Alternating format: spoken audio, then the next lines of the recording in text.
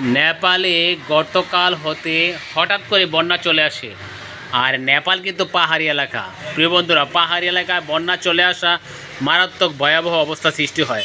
পাহাড়ের আশেপাশে যে সমস্ত ঘরবাড়ি আছে, দালান কোঠা আছে, এগুলো কিন্তু বেশিরভাগই নষ্ট হয়ে গিয়েছে।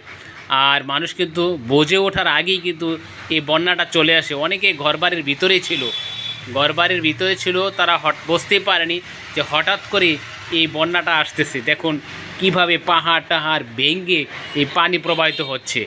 তো প্রিয় বন্ধুরা, এমন কিন্তু ভয়াবহ সৃষ্টি ডাম্বুর বাঁধও হয়েছিল। এই ত্রিপুরা ডাম্বুতেও হয়েছিল এই ধরনের বড় ধরনের একটি ভয়াবহ বন্যা। তো গতকাল থেকে নেপালে এই বন্যাটা হচ্ছে। নেপালের বন্যাটা কিন্তু ভারতের আসামে চলে আসতে পারে, ভারতের আসামে চলে আসতে পারে, যেহেতু পাহাড়ি এলাকা, যে সমস্ত পাহাড়ি এলাকা আর পানির কাজ হইতো, যেদিকে সুযোগ পাবে সেদিকেই যাবে। প্রিয় বন্ধুরা, ভিডিওটা একটু বেশি বেশি করে শেয়ার করে দিবেন।